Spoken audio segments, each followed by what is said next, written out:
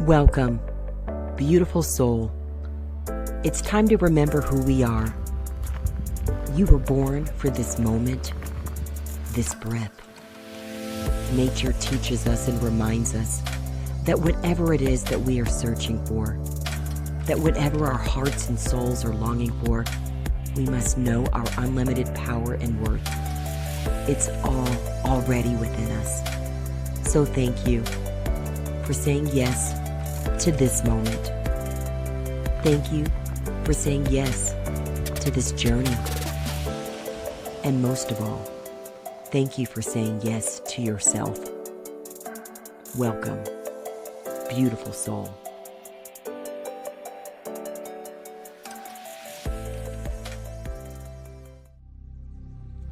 Welcome, beautiful soul. I am delighted that you are here today, that we are sharing time and space, and I am especially honored, overjoyed, overflowing with just so much enthusiasm and love and appreciation that a very special guest is joining us today. Her name is Vanessa Russell, and she is fabulous and talented in media, in her writing. She's working on a book as we speak. And she also, in addition to winning awards for her production in media and television, she also is a professor, an amazing mentor to so many people. And she is my naked friend. We're going to be talking about how I created a naked friendship. What does that mean? I know it sounds a little like, I'm naked. What are you guys talking about? There's so much here. And I can't wait to bring her on to talk about that with you. You know, as we always do, we're going to begin with some beautiful, delicious breath. So if you are able to safely do so, I invite you to close your eyes and join us right now as we simply breathe.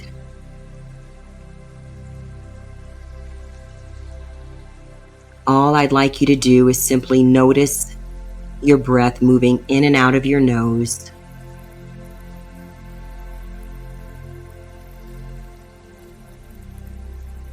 Settle into your body.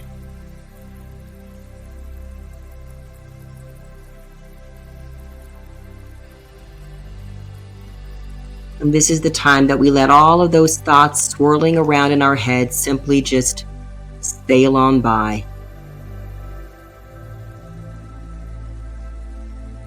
And we put our attention on our heart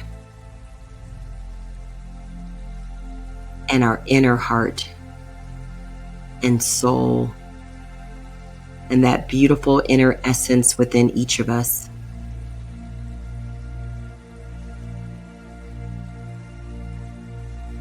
This is also our time to give thanks to ourselves for being alive, for being here, that we made time and space to be here, to be present, and we are grateful for ourselves.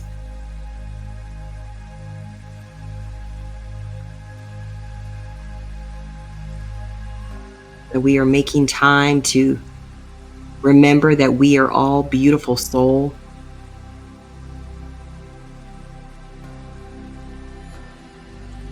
And this is also our time that we give thanks to the beautiful breath of life moving through us, this gift of life evident all around us and especially within us. We are so grateful.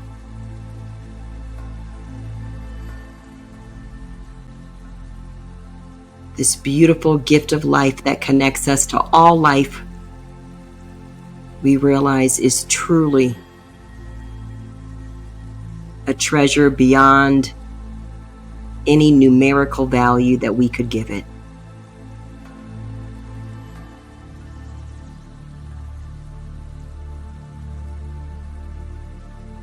And as you're breathing, I'd like you to notice, where is the breath moving in your own body in this moment? Do you feel it high up in your throat? Maybe in your chest, maybe deeper down in your midsection? Simply notice with no judgment, only gentleness. Where is my breath today? How is it moving through me?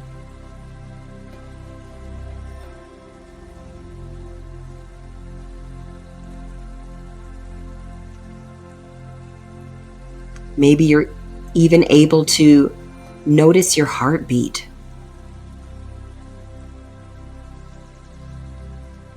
We're simply noticing as we receive all that is for us, nourished with love and joy and peace and compassion, grace, wisdom, gentleness, kindness. With every inhale, reminding us that we are being nourished with all that is for us.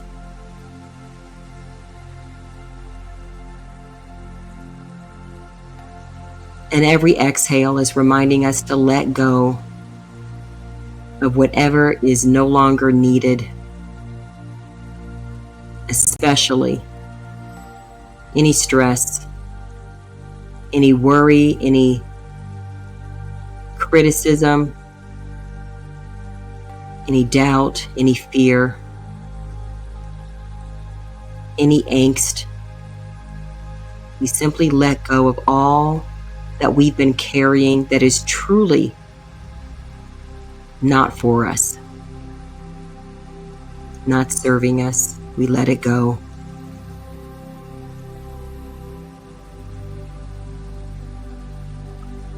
And as we let it go, I like to imagine that because this world, this universe, this multiverse is so fabulously created that nothing is wasted,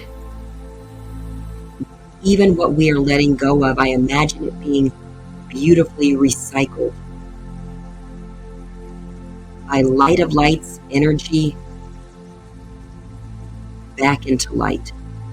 We need more light in this world.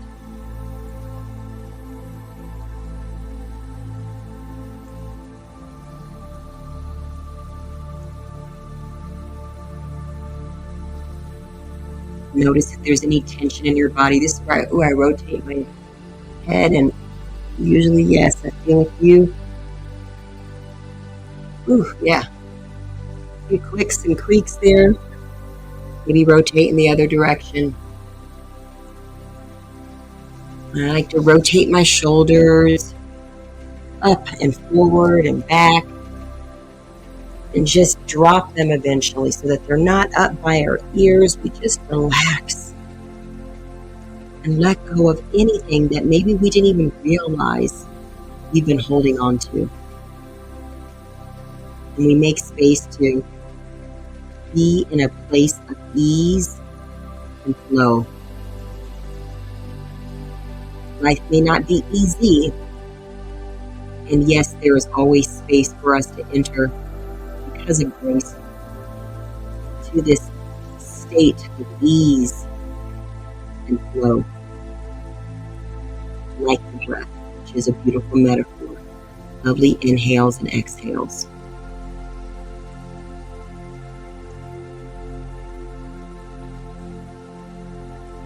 And as we wrap up this time, we're going to do one cycle of our 5-5-5 breath, and that's a really simple way for us to together. We'll inhale for 5 seconds, and then we'll hold our breath for 5 seconds before we exhale for 5 seconds.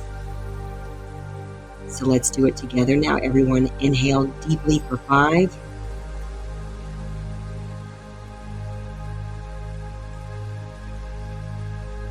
And now hold that breath.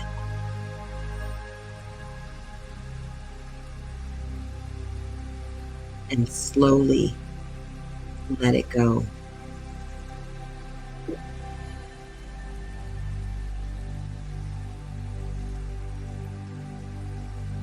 Keeping your eyes closed for one more moment as we return to normal breathing. I want you to go back and put that attention deeply in that deep inner heart, inner soul, inner essence. The word doesn't matter. You all know what I'm talking about. That deep place that connects us to more than what our eyes can see, even beyond our feelings. That beautiful place of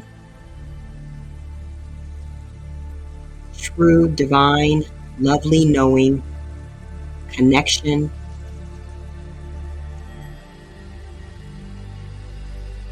to capital L love. And I want you to ask this beautiful reservoir of capital L love within you, what is it that you want me to know in this moment?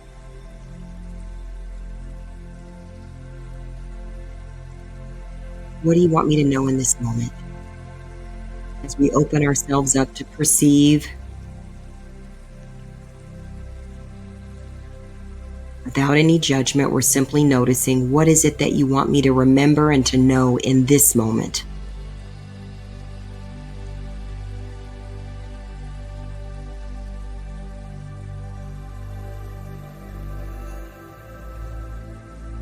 And whenever you're ready, you can come on back and open your eyes. Ooh, I always say that breath, it's so simple and it's so powerful in its ability to just put the focus back on what is important. And speaking of what is important, connection is important, friendship is important, and our topic today is how I created a naked friendship. And I'm not even sure I created it. It simply grew. It fell upon us and we cultivated it. And so we're going to talk about, what are these ingredients? How do we create a naked friendship? What does it even mean to be a naked friend, have a naked friendship? My dearest, most beautiful, amazing friend for the last 30 years. I was calculating that, like it's actually a little bit more than 30, but anyway, we'll say 30. It's a nice, lovely number. We met many moons ago, obviously. And it wasn't until, I don't know, maybe the last couple of decades that we've been honoring our connection as a naked friendship. She'll correct me if I'm wrong, of course. And the woman I'm speaking about is Vanessa Russell. She is talented beyond measure, wise beyond measure.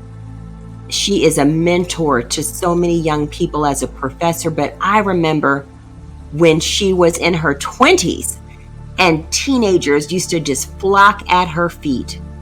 They all wanted to be in her presence. She has this amazing ability to connect, especially with our young people, with women all over. She serves in so many capacities. We don't have enough time to list all the things she's done. She's traveled the globe. She has been able to, am I right, interview Nelson Mandela? I was actually in the place where he was. She was in the place where he was, where she's been around the globe.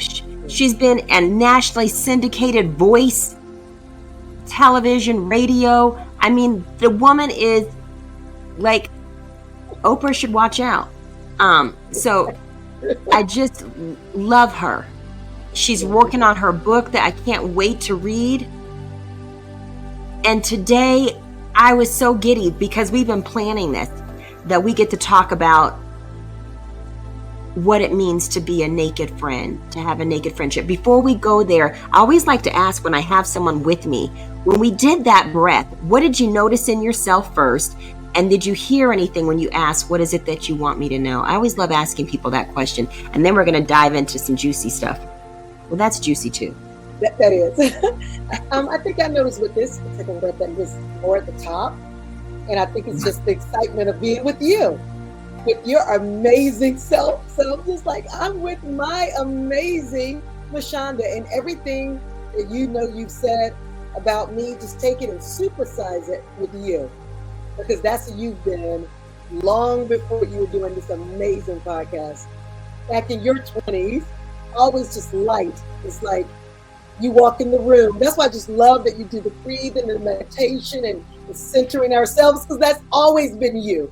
Even back in your newsroom days when everyone was going frantic for news stories, Michanda was always just the light that could just come in and just change the atmosphere by her presence.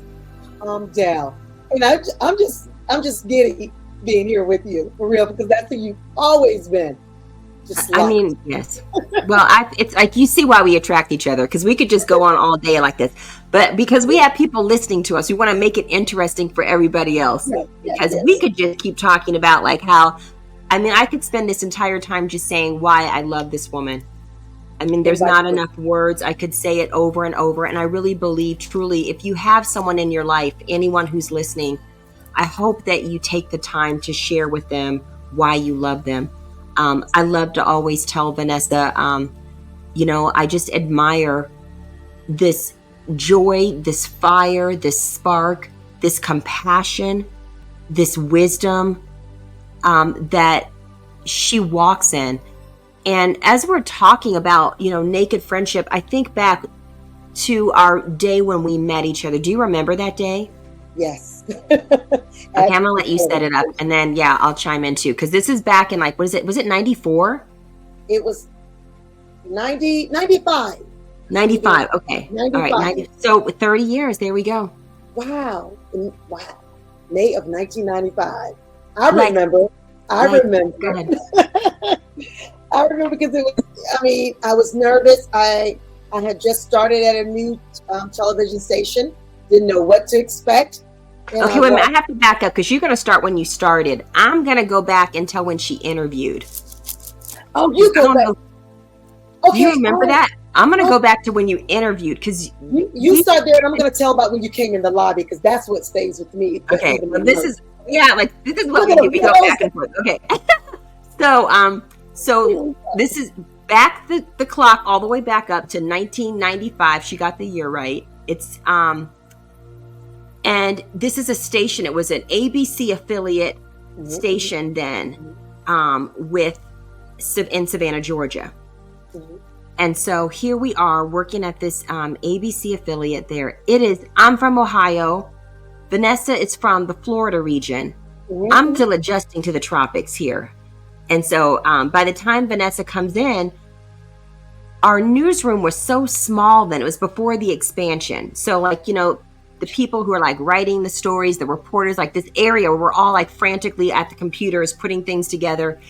And all the way in the back, this little small area in the back was our news director's office at the time. Do you remember Scott's office? Yes, I do. And so Scott brings her in to interview. And I'm so curious, like, ooh, another beautiful brown melanated woman like me. I'm so excited to see who this woman is. And I'm eavesdropping, right? Because I want to hear how her interview's going. And I think Scott probably shut the door, but those doors were so thin because you could probably blow everything down, and how the walls were so thin. And I just was sending energy, yeah, she's gonna nail this job. She's got this. Then I was like, wow, she's fabulous. She definitely needs this job. Oh my gosh, this woman is on top of things. And she had this confidence in her 20s, you all, just speaking with such a calm authority about this is what I do. Mm-hmm. These are the stories I like to write. This is what I care about. This is how I produce things. And I know Scott had to be well, my gosh, she's coming for my job, because she just was that together. And when she walked out with she has her little, attaché that you're carrying. And I just was something about her was we're going to be friends. That's just what I felt like. Because I knew you were going to get this job. I was because if he doesn't give you this job, I'm we're all going to just be what's wrong with you? Because it felt so sure. So that's my part of the story. I remember meeting you then, just scoping it all out and rooting for you, then being oh my God, oh wow, she's got this. And then being that's going to be my friend.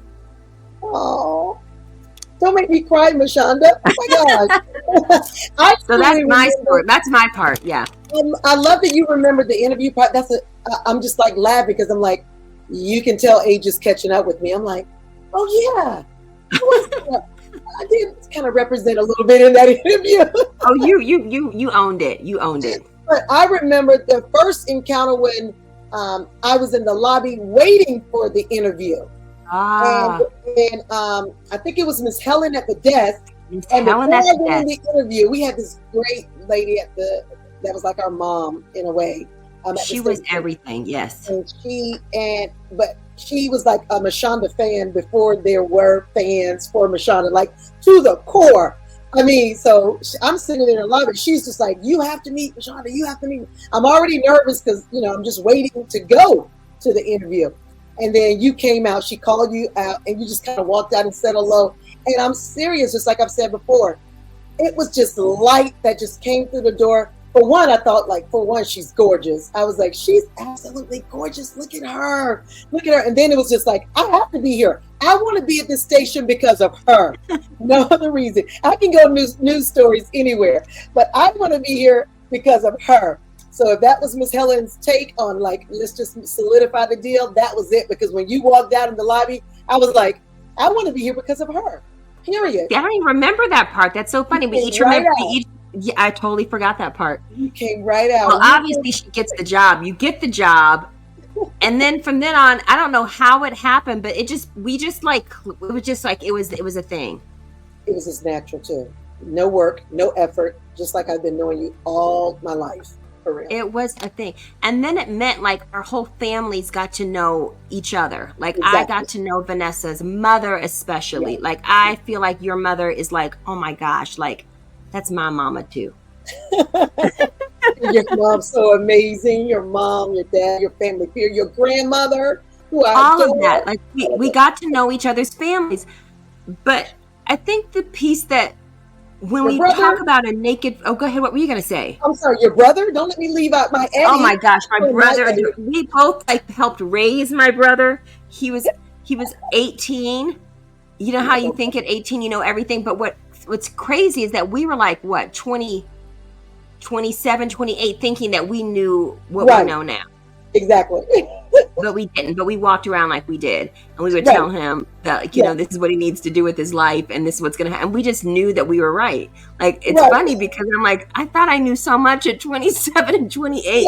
And we were walking around like, this is what you're going to do. This is how you're going to take care of your life.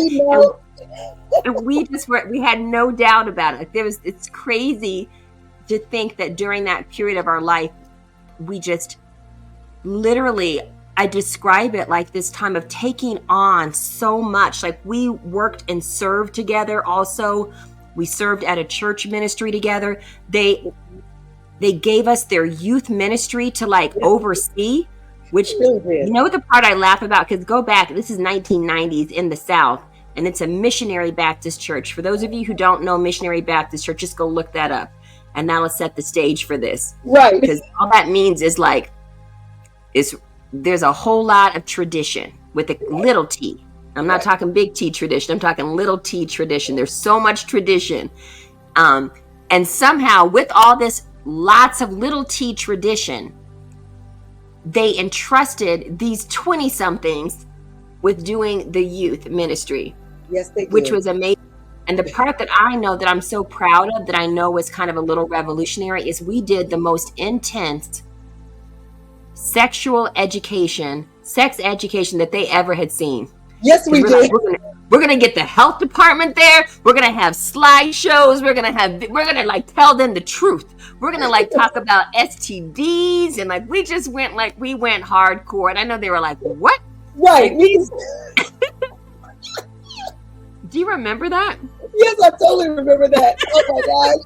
But so many young people appreciate it. It was the conversation. It was actually what I call like the conversations of the day. And we were adamant about it. We were working in ministry, but we were always about, we're communicators, we're journalists, and there's conversation going on amongst these young people, and we're going to be in the midst of that conversation of the day. And looking back, Michanda, I guess everyone considered us probably really radical. We didn't think we were, but looking back, they probably were like, oh my gosh, but I think they really appreciate it. I know the young people totally did. And the young people love Vanessa. They literally would come. They call her all manner of day and night, telling her things they would never tell their parents. They wouldn't even tell me these things. They were like, we're going to tell Vanessa. They knew they had such a compassionate, wise counsel in you. And you. Well, yes, me, but I feel like let's just talk about like literally, because that's been something your whole life. And I feel like when we talk about our naked friendship, which we're about to get there, because you see me, I'm still doing accolades here. Right. the part that I think is so fabulous that I always admire about you is that I think it's the same quality that we have in our friendship, is that you're so open and vulnerable. And you taught me, Vanessa, how to let go of this exterior that I was raised in, to like pretend I always had it together, in terms of like, not the stuff we're talking about, like, you know, telling my brother what to do, that, not that kind of, but having it together. Like, I can't admit when I've made mistakes. And I used to feel like I always had to keep that so private and so hidden that I couldn't share my mistakes. And I think one of the things that young people immediately saw in you was your ability to be so honest and vulnerable about like, hey, we all have made mistakes. Right. We all have chosen the not so great boyfriend, you know? Right. And I felt like, oh, I can't tell people those stories. Now I realize like, oh my gosh, if we don't, then what? But you really taught me that. And especially in our friendship, I mean, the things that we've shared with each other, there were things that I didn't even know how to share with myself, let alone other people. And I think like our friendship really brought that out. And that's why I say this idea of naked friendship, because I always felt like I had to protect and keep that hidden. And what I realize now is like, that's really just extra weight. Right. It's an extra burden. It's rooted in both a combination of pride and shame. When you think you cannot admit and show where you have made mistakes, and you have been with it and through it with me. And I'll pause to give you time to chime in. And like I said, ditto everything. Just realize everything she's saying, I can say exactly the same sentences pertaining to her, and even more so. I think just the thing with young people, if you and I both were going through our phases in life at that time, especially back in our 20s, one thing I started to realize is that there were so many young people that are kind of in their silence, what I call their silent screams. They were having their silent screams within. And there were things I was holding myself, because again, when you have a certain facade, you know, there's just certain things you don't want people to know. You're just like, I'm going to hold on to this part. And that doesn't mean that your life has to be an open book, but I did quickly start realizing, why are you holding on to this? Because this young person needs to hear that you've been there. Like, why are you holding on to it? It's just like, once I start releasing, I couldn't stop releasing. So it wasn't something that I went out like, oh, let's just be really open and transparent about all things, Vanessa, and the good, the bad, the ugly, whatever. Let's just be, it wasn't that. It was just like, you know what? You owe it to another sister, another young woman, another young person, so that they can know that they're not alone. They're not alone in this. They, you went through this, so you can help someone else not maybe deal with the exact same thing with this. So it started early, and it really did. I think, Michanda, even though prior to us even meeting there, but we were early in our 20s, back home, just always a thing with young people. But I think in our 20s is where it flourished more, and with that assignment that you and I were given. And I applaud that the church that we were with at that time, yes, that they trusted us, and they trusted us for a reason. I think they realized that we had the heart of those young people, and while we weren't all into the traditional things, we had the heart for the young people, and Absolutely. They got that. So they let us just run with it, and that was the place, that was the area. I can literally say that was the area where I realized, stop carrying some things. I remember, growing up in my family, and you hear older people like, oh, but there's just some things, you just need to take that to the grave. It's just some things I'm taking to the grave. And while I understand that, in some relevance, if it's it's something really tight and personal to you, if what I'm taking if what I've decided to take to the grave can help someone hear while they're here on this side, why not release it now? I don't want to take it to the grave. It's just I want to be empty going. I don't want to take it to the grave. I hear, when the minute you said take it to the grave, what I was thinking, like literally what hit me was that sometimes keeping it can send us to the grave. Like keeping those things can literally send us to the grave. That's powerful. That's powerful. because you hold on to that. And so with Vanessa, what I mean when I say she's my naked friend is like literally, not only has she physically seen this body naked because of different, circumstances and whatever, and like she knows, she's seen all kind of like all the parts, you know, not because either one of us are an exhibitionist, but just that's how life is when we're like living together, when we're traveling, when we're rooming in the same place, when we're doing things like it's that level of intimacy where you're not ashamed even of our own physical body. I don't have to hide and like, oh my gosh. And I remember, there are times we've seen each other through sicknesses, and the time that I remember the story, there's so many stories, but one that really exemplifies, I'm going to pick one and then you pick one, is I talk about, and I've shared this on this podcast. If you go back, you've heard me talk about having been married before. And I talk about, I didn't share with anyone of substance my doubts about getting married. Did I share with you about my doubts?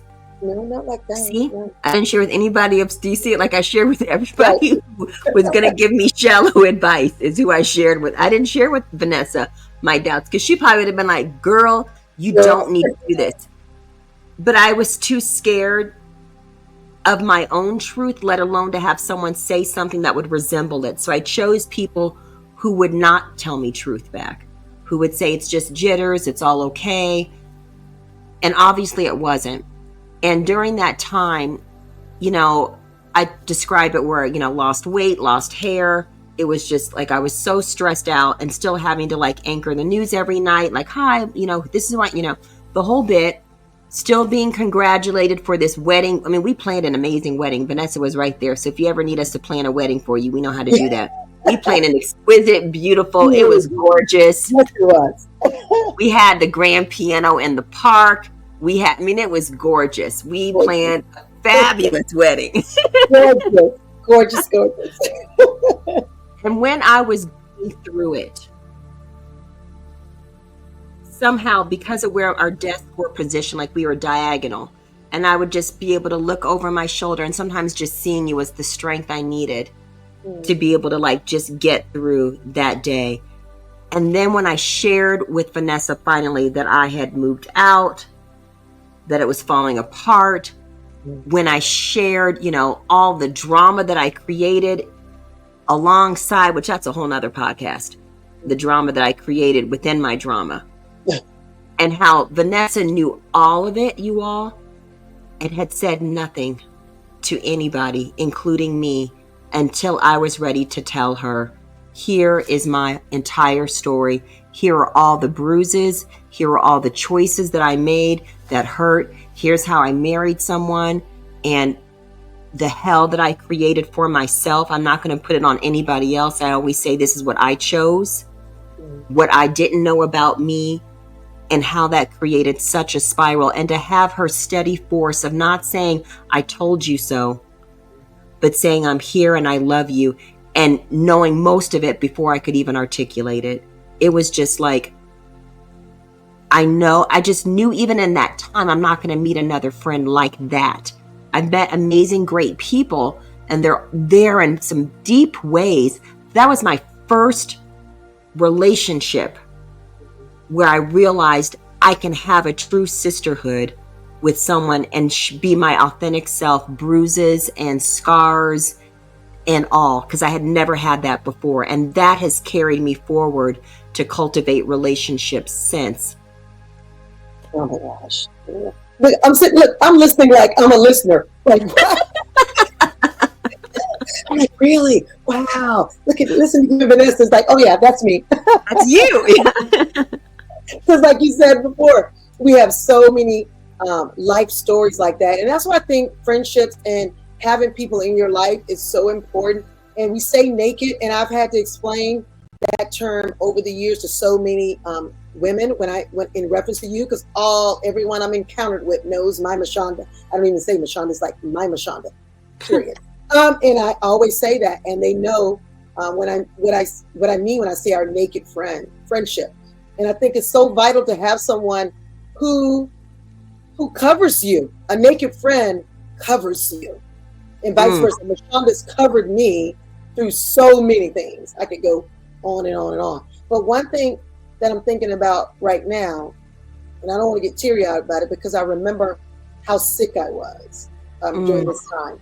And I was in this really dysfunctional infatuation with the person. I wouldn't even say it was a relationship. I wanted to be in a relationship with the person. I thought they wanted to be in a relationship with me. I had known him for a while. And long story short, he flew me out to where he lived. And as soon as we met at the airport, I just felt this vibe from him. I couldn't tell where the vibe was coming or anything, but it was a real negative energy. And this guy's the top, I'm thinking, he's amazing. He's top notch, great profession, da-da-da. And he gets me out there and he goes, I'm gonna put you in a hotel. I'm like, fine, because that's what I assumed anyway. I'm gonna put you in this hotel, put me in this luxury, hotel and everything. And I did not see the guy the entire weekend. Like, he just ghosted me, as young people would say. Turns out he was upset because, to remind you, there was never any interaction between us. He just knew I had a serious crush on him. Like, I just really, really liked him. And I'm thinking that he's calling me out there to, now I'm not your friend. Let's not be friends. Let's move forward. But he didn't want to. And instead of just telling me that, he flew me out to an area that I did not know. And I'm trying not to get upset thinking about it. He flew me out to an area that I did not know and had me in, like I said, in this 5-star hotel and just left me there. So I got in like on a Thursday and he left me there, dropped me off there Thursday, would not respond to any of my calls. I guess we had, where was it? Maybe pagers, some beeping or something like that. Wouldn't respond to any of it the entire weekend. And then that Sunday came to pick me up. That Sunday came to pick me up. I didn't say a word because I'm so sick when he comes. Because what happened, what I didn't realize, is that I had gotten dehydrated before I even went. I was busy, work schedule. Remind you, this person is the one that pursued me. And again, we had like a brother-sister relationship, but he knew that I wanted more. And instead of him just saying that, he just left me out there the entire weekend. So when I flew back on that Sunday, and my feelings are hurt, my pride is hurt, and everything, I'm like really, really sick and not realizing it. I'm talking to Michanda before I leave. And instead of, like she said, instead of going, I told you not to go out there. I told you not to even pursue this with this guy. She didn't do any of that. She met me. She looked in my eyes at the airport. Whew, and took me to the emergency room where I had a severe case of dehydration. Severe. And it was just something. That's a naked friend.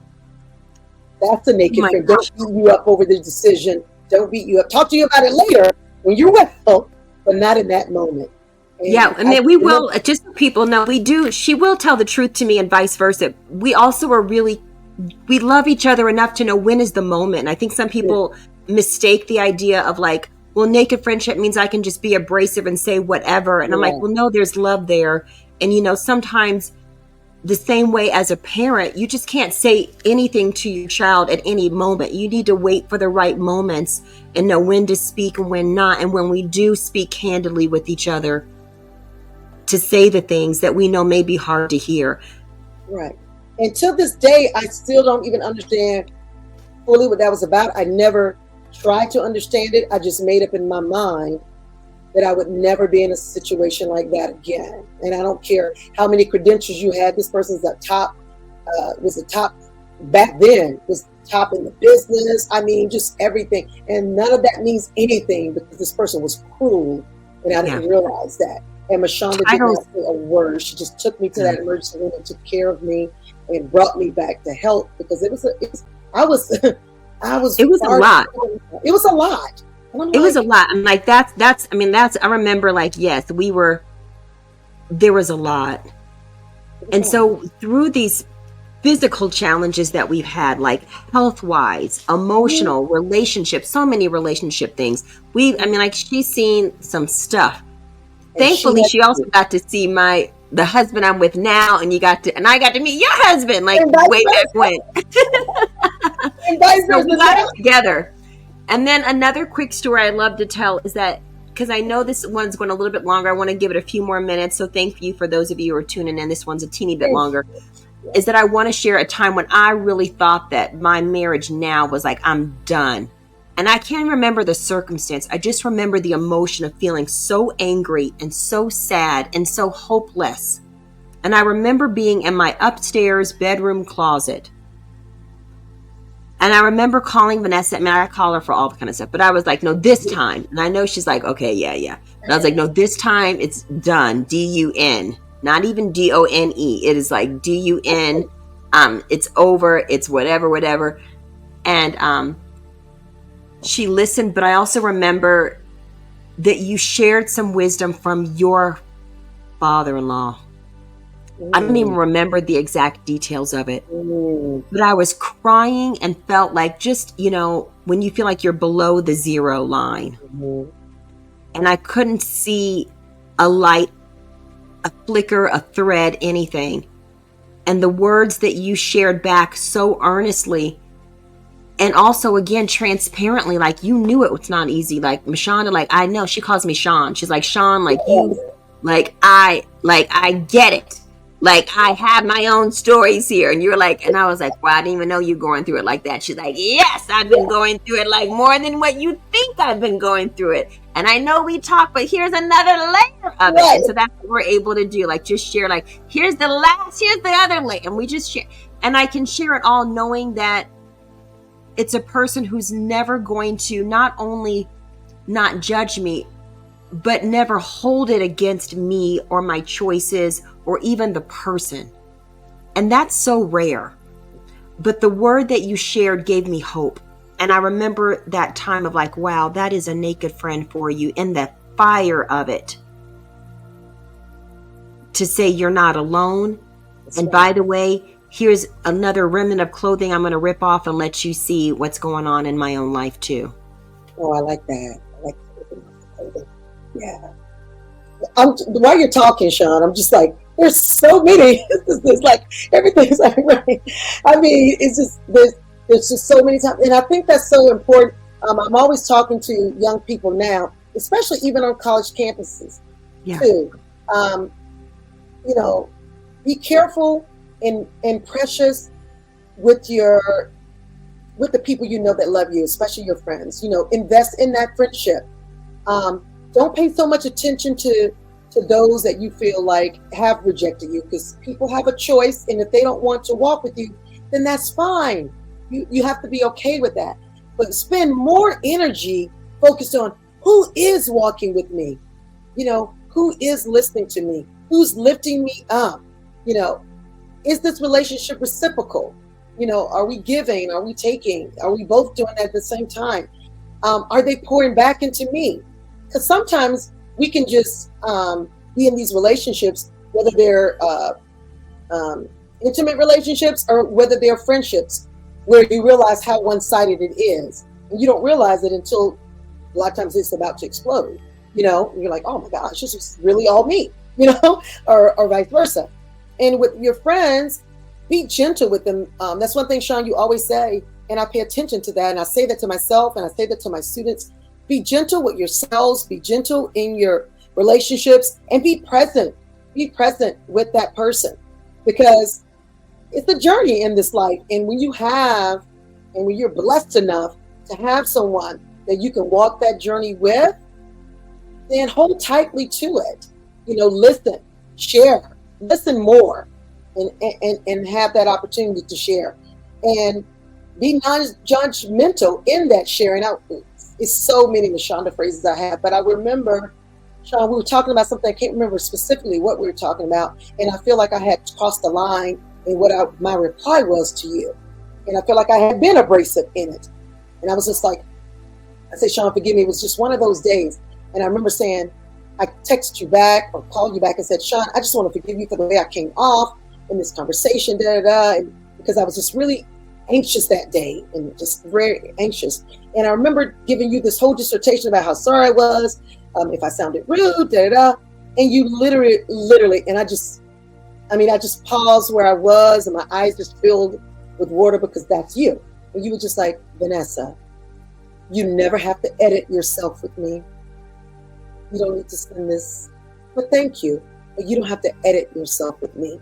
Like, who says that? You know, you'd never have to edit. So talk about being able to be naked and vulnerable with a friend. That's who you are for me. So much more than that. Friend doesn't even come close to it. And when I share that with people, I'm like, you never have my friend. They were like, she said, what? I said, she said, you do not have to edit yourself with me. You were raw in that space. You needed to speak. And you spoke, and I heard. But don't feel like you need to edit yourself with me. I'll never forget that. It's so many Michanda sayings that I literally have them in my notes. When she leaves me a voicemail message, I save it. So much so that my daughter's like, hey, Mom, has Miss Michanda spoken anything to you lately? I'm like, hold on for a second. I mean, it's so mutual. It's so mutual. I hate that we have to, I'm not going to use the word hate. I know we need to just do more of this. A couple of things I want to make sure I leave people with, because I know people are listening. And if you haven't created this, there's still time. And what does it mean? It just means the biggest piece is vulnerability, because I think so often we want to make sure something is safe before we jump in. And there's a vulnerability with a grace and a wisdom, meaning you choose the right person to be vulnerable with. I always say, would I give my diamond to a toddler to play with? They're not able to perceive it. So unless I want my diamond to be thrown down, in the grass or wherever a toddler might throw it, then do that. But our hearts are precious. And so choosing people that we believe can handle it. That does not mean you're going to find a perfect person, because we are all a work in progress. And to be able to practice that with ourselves and with someone else. So we're not looking to be perfect or someone else to be perfect, but knowing their heart. That's what I meant about we don't need to edit ourselves. Can I know their heart and never hold anything against them? That doesn't mean we won't be angry. There are times I think we kind of like could be out of sync, and there's a whole nother story about seasons to being a naked friend. True. Because there were seasons with parenting, being married, all that, where we would have little distances that would come, but the depth and the roots were so known. Exactly. That I never had to worry that this would ever disappear. And at the same time, life continually teaches me we must be so grateful and fragile, because time is the gift we don't get back. There's no return policy. There's no warranty for it. You never get that back. And to treat each moment now, we remember like what our parents were telling us, like every moment matters. Every moment does. Yes, it does. Every moment, every season. And I'm so glad you said that too, because there are different seasons, and understanding that even when we're in different seasons, because Sean was married before I was. She was married with kids. I was still a single professional. So there was a different season. She was involved with other couples that had kids, and they're doing play dates and mommy dates and different things. And I'm a single professional at that time, and that wasn't my life at that time. So the season was different, but there wasn't a second that I knew that and I love it when you say that, it was so deep rooted that it just surpassed wherever stage in life that we were, and that's the beauty. That's the beauty of when you have a naked friend. Like, you don't have to talk to them every day to know that their relationship is solidified. You don't have to. You may want to, but it's not necessary. You don't have to see them every day, every month, even every year, but you know that relationship is solid, that is solidified. Why? Because you've nourished it. You've nourished it by being able to be vulnerable, to be honest, I always say, I have an opportunity. Every day I'm always saying, let's try to be a better version of yourself than you were the next day. Well, who are the people that can help you be that better version? And Sean is totally my person for that.